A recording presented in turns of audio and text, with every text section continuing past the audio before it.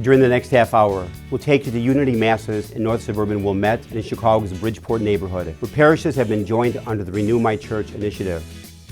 One of our Catholic elementary schools performs The Lion King. You'll have the best seats in the house.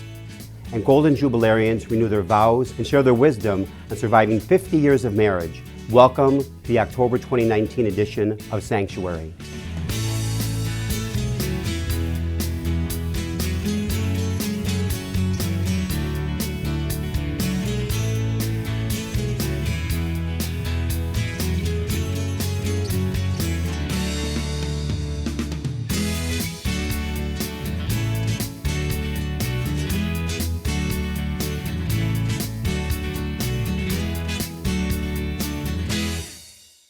Hello, I'm Father Greg Sakowicz, Rector of Holy Name Cathedral. Thanks for joining me for Sanctuary, the news magazine of the Archdiocese of Chicago. We begin with a story about a gathering at St. John Brebeuf Parish in northwest suburban Niles. That's where several parishes that are far along the Renew My Church process came together for an event called Building the New Reality Vision Day. You are the key parish leaders in your parish. So building new reality is the final stage of Renew My Church. After parishes go through the discernment process and the decision is made whether the parish stays individually or joined with other parishes as a new community, they enter into this process of spiritual renewal, right? Because we don't combine parishes or bring places together just for the sake of doing it. We do it so they have better capacity to be really centers of spiritual renewal. So the end is to get them to this phase where people will continue work toward evangelization and bringing people into relationship with Christ. Renew My Church is about bringing Jesus Christ to all we encounter. And how do we do that? By being open and being accepting and being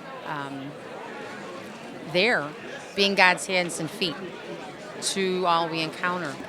We know people have left the pews, so we're doing our best to invite them back, to be radically hospitable towards them, invite them to these Alpha sessions, and hopefully we'll see the Holy Spirit at work and bring people to a closer relationship with Christ and then with their community, meaning Divine Mercy. First, it was a little bit different, but when we got the announcement, we embraced it later on, and many parishioners are now coming together to work as one parish. And it's a good thing that we are within a short distance between each other. We're just down the street from each other. So we are working together as one village. The way I see it from the African perspective, one big village getting together to praise God together and work together in spirit. Renueva mi parroquia es una oportunidad.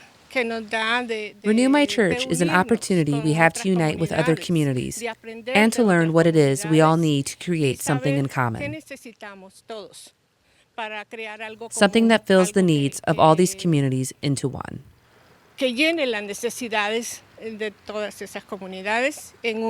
Today is really about inspiration. It's about casting vision. It's about getting people excited about the possibilities when it comes to spiritual renewal in a parish. We have to have the internal freedom as we begin this task.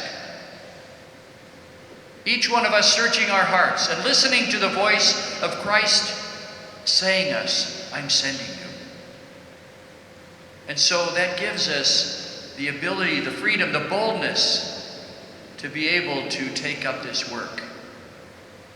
And of course, by seeing each other here in the 35 parishes that are beginning this Building New Reality phase, you should take heart as we come here to pray with and for each other that all of us have received this call, that all of us are being sent.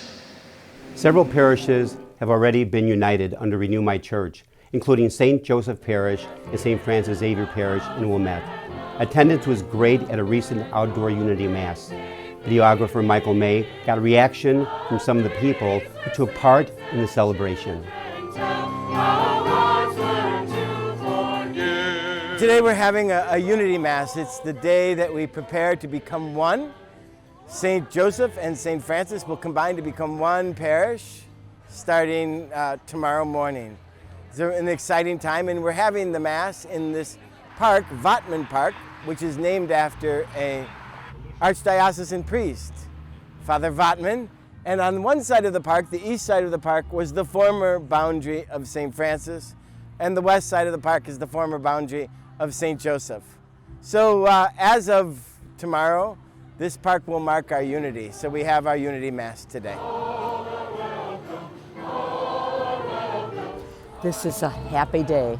We are unifying both parishes, St. Francis and St. Joseph's, to form a Catholic community in Wilmette that is going to go forth and spread the good word. One of the things we've done is we made sure to take everyone's best interests at heart when we've put this integration plan together to transform the communities from two into one. Plus, we also took an approach of being highly opportunistic and how we can improve. I said to the folks at St. Francis and St. Joseph, it is going to be the role of all the people to go out and to preach the good news. Today's gospel, Jesus says, follow me. He also says no excuses. And so as we follow Jesus, we want to do what Jesus wants us to do. We want to go out and invite, we want to engage, and we want to welcome.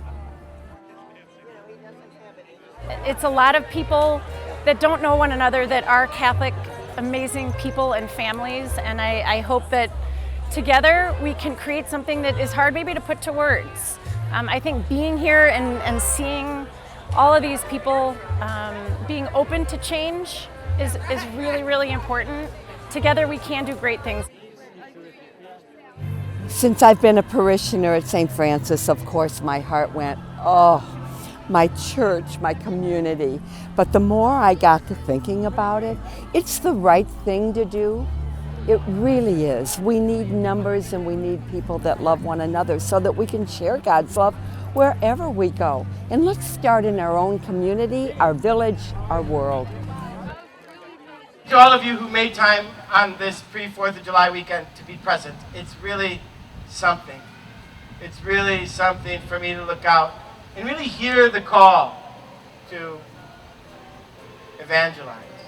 Let's make this Church of Wilmette the best church in the United States of America. Congratulations to Father Watts and his parishioners in Wilmette. Another display of unity, St. Mother Teresa of Calcutta parishioners joined together to celebrate Mother Teresa's feast day last month. On display was a blood relic of Mother Teresa, along with storyboards of her life on loan to missionaries of charity. St. Mother Teresa of Calcutta Parish is the name of the newly united parishes of St. Barbara and St. Therese Chinese, serving the communities of Chinatown and Bridgeport. Today is officially the feast of St. Mother Teresa of Calcutta. Since our parish is named after her, she is our patron. So our community came together to celebrate this historical day with our parishioners from both worship sites. But we are happy to be at this moment of Renew My Church. The whole process brought two communities together as one, St. Teresa and St. Barbara, now as St. Mother Teresa of Calcutta.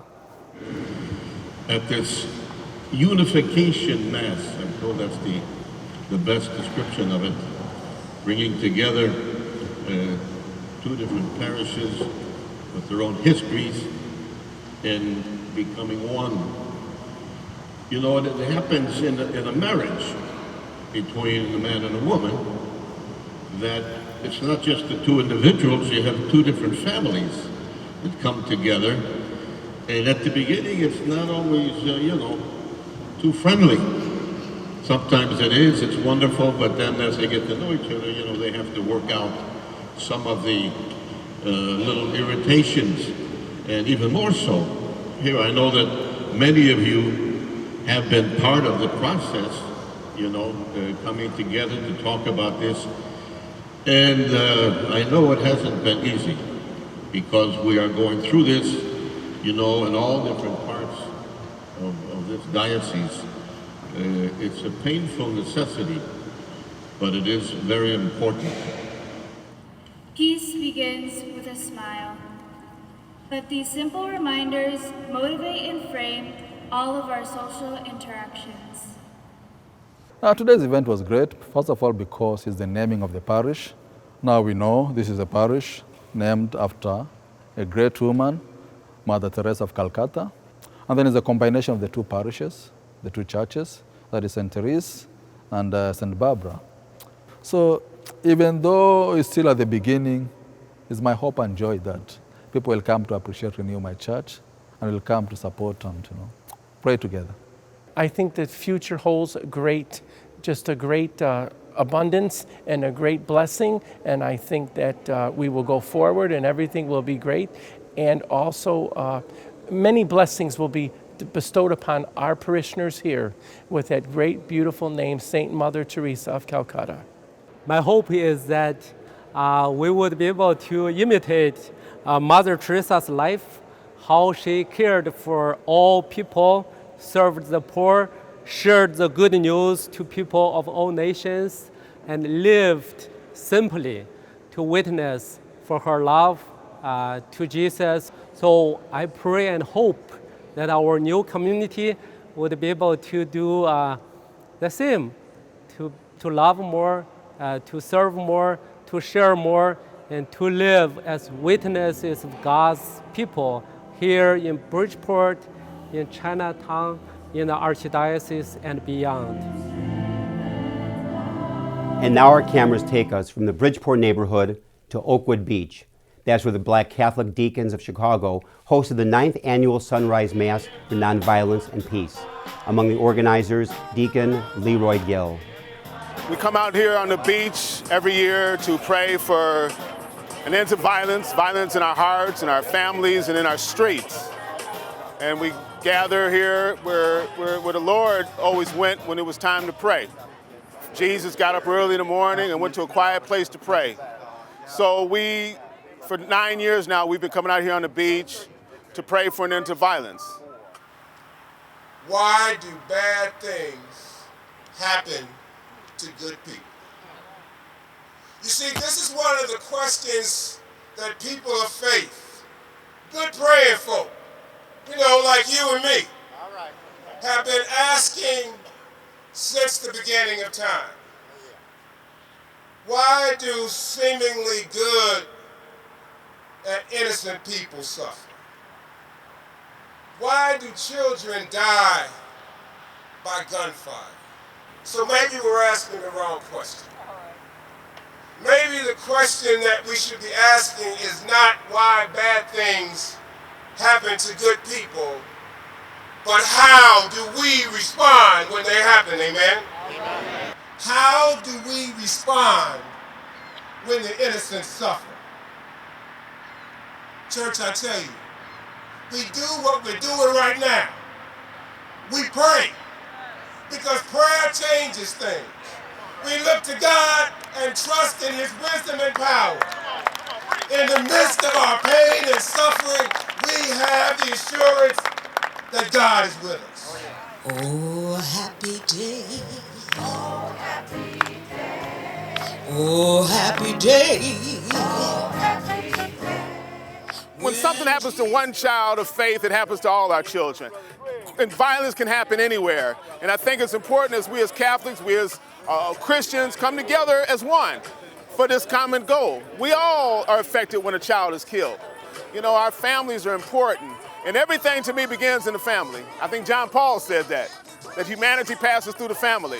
You just got to remind people to pray. Sometimes you got to people don't realize the power of prayer. I believe that people don't realize how important their prayer is, just their own prayer. So when everybody comes together and prays, things happen.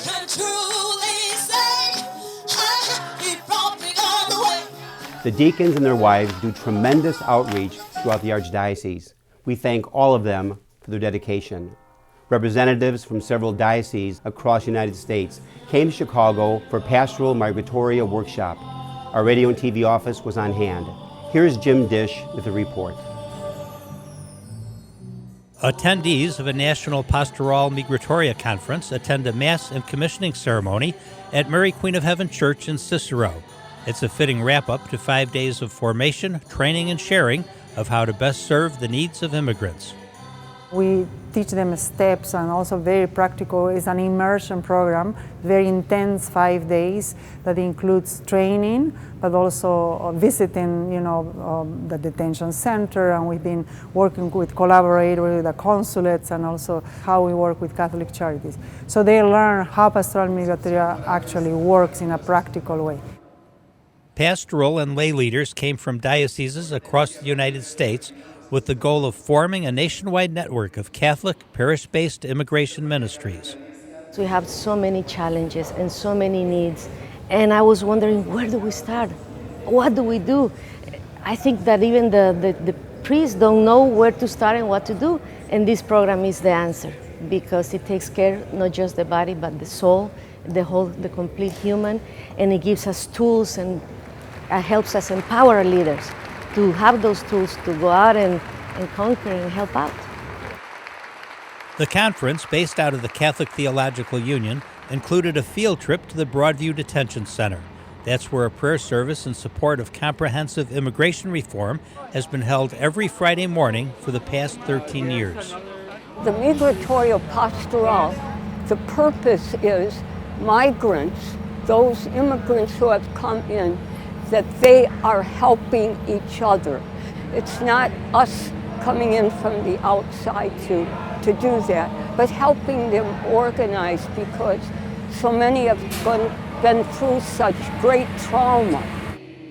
Conference attendees joined in the prayer service. For some, it was an extension of their own experiences with the immigrant community. I've had the pleasure and blessing of recently visiting the Northern Triangle of Guatemala, Honduras, El Salvador, to get the real sense, eyewitness, firsthand account of what the reality is, and answer this question that many people in this country have, especially parents: how can you walk that far and do what you do to your children? That just reflects a disconnect in understanding and lifestyles. We have to bridge that, educate, and transform our people here in the United States to better understand the why. Why are they coming to the United States? And why we should be welcoming them, regardless of circumstance. The Pastoral Migratory ministry was founded here in Chicago in 2008. Now a national initiative, it remains an immigrant-led ministry of service, justice, and accompaniment in parish communities. The contributions of immigrants to this country were recognized as part of a pilgrimage to 3 churches in Humboldt Park. Parishioners of San Jose Luis Sanchez del Rio Parish gathered to celebrate the arrival of the statue of Our Lady of San Juan de los Lagos from Jalisco, Mexico. The statue is made from wood, stands less than 2 feet tall, and represents one of the most popular religious observances in Mexico. San Jose Luis Sanchez del Rio Parish, with Father Gary Graff as pastor, was one of the honorees at the 20th annual Noche de Gala celebration. More than 550 people attended this year's Noche de Gala, an event that honors Catholics who served in Hispanic ministry in the Archdiocese of Chicago. The evening's Master of Ceremonies was Univision Chicago news anchor Enrique Rodriguez, and Cardinal Blaise Cupich was on hand to congratulate the honorees. San Jose Sanchez del Rio Parish received the St. John XXIII Award for being an example of a vibrant, faith-filled community striving for full parish integration. The Santa Teresa of Avila Award was presented to Catholic Charities in recognition of its selfless dedication and service to people in Cook and Lake counties. Instituto de Liderazgo Pastoral was honored with the St. Stephen Award in recognition of its commitment to the formation of Hispanic lay pastoral leaders. And the St. John Paul II Award was presented to Ministerio Camino de Emmaus in recognition of its boundless efforts in evangelization within the local Hispanic community. An evening of fellowship and celebration for those involved in Hispanic ministry. I'm Javier Garcia reporting from Noche de Gala. Cardinal Cupich was also the main celebrant as Golden Jubilarians renewed their wedding vows. Brian Brock has that story.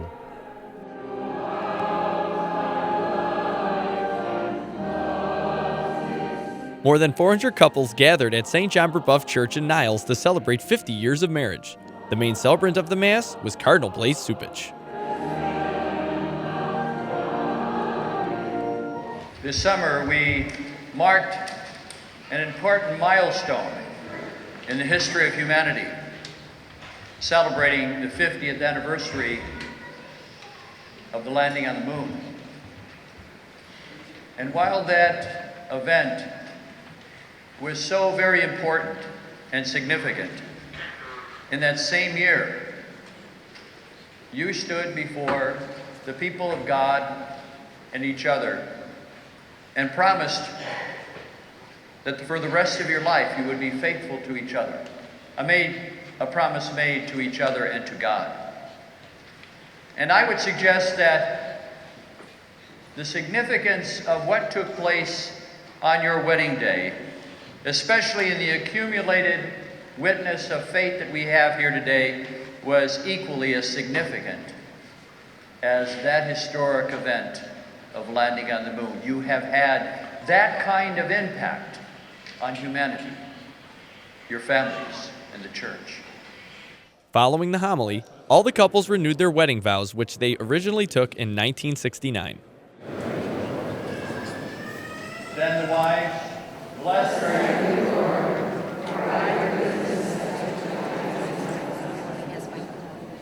And may the Lord keep you safe all the days of your lives. May He be your comfort in adversity, your support in prosperity. May He fill your home with blessings through Christ our Lord. Amen. Let's offer a congratulations.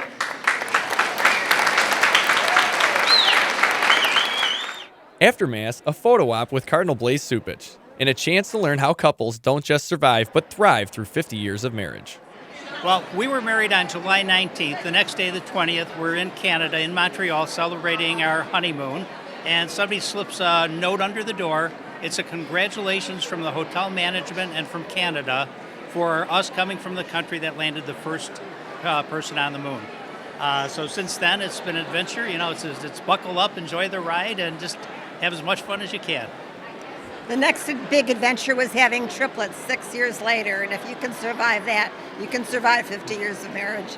First of all, you got to love him, and understanding and patience for after 50 years. And thank God we are still kicking.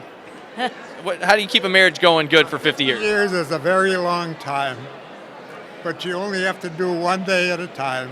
I was going to say helping each other get to heaven is number one. And then loving each other every single day, even the ups and downs. Keep your mouth shut and listen to your wife. No, that's not true. You just have to, love one another and, wish for the best. I mean, everybody, it's compromise. Yeah, compromise. That's a good way of putting it. Yeah, we compromise. Our 50 years is so remarkable. It's so blessed, and everything is. There are adversaries, there are challenges, but we survive it. We are not poor, we are not rich, we are not empty-handed, but we are blessed with the wonderful things of the Lord. I think it's just loving. It's loving and being able to talk to each other and understand, how things, understanding how things are and how they should be and how they're going to be, if you will. What do you think? What's the trick? I really think it's patience, it's prayer, and having faith in a person that you say, yes, I do. And I really think it has so much to do with it. A lot of times things don't always go your way. And then when at that point, you have to just kind of think, step back, take a breath, and just say, no, I'm going to do it another way. So it's really nothing in life is easy. We work hard at it, believe me. And with hard work, things happen. I'm Brian Brock, reporting from St. John Brebeuf in Niles. I'd like to add my congratulations to all the couples celebrating 50 years in the sacrament and vocation of marriage. Now let's go to a very uplifting story from a Catholic elementary school where students tackled a very ambitious theatrical production. Susan Thomas has that story.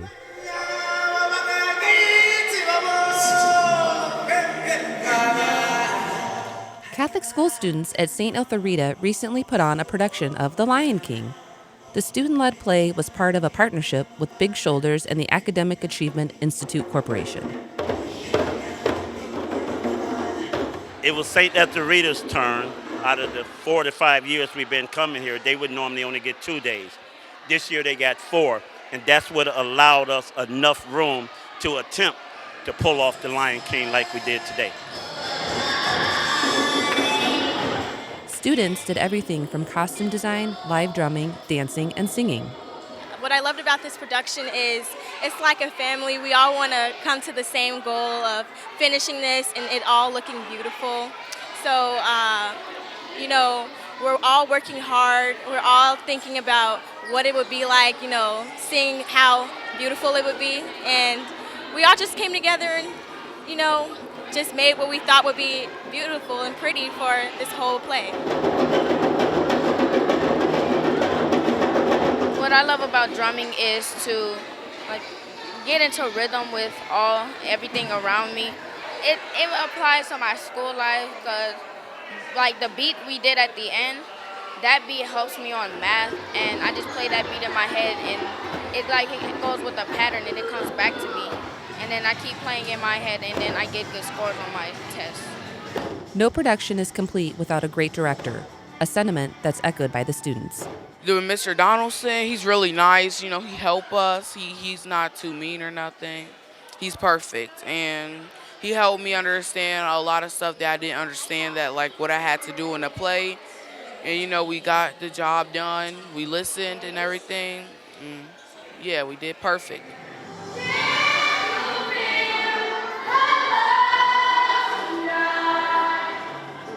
The students left a lasting impression on the director as well. It is so much talent in this school. The champions in chess. They doing great with basketball, where they have to just play and practice basketball down here. They don't have a gym. But when they go out to play, they win. And so they were just hungry to finally get AAIC in here for 4 days throughout the week for the 6-week summer program, and they showed their appreciation by working with due diligence in doing this play. Reporting from St. Eltharita, I'm Susan Thomas. A wonderful performance by the school children at St. Eltharita. Congratulations to the students, teachers, staff, and parents for their dedication to Catholic education. You can see that video again, along with hundreds of other Catholic videos, on our YouTube channel, youtube.com/CatholicChicago. Thanks for watching Sanctuary. I'm Father Greg Sakowicz. The Lord bless you and hold you in the palm of His hand.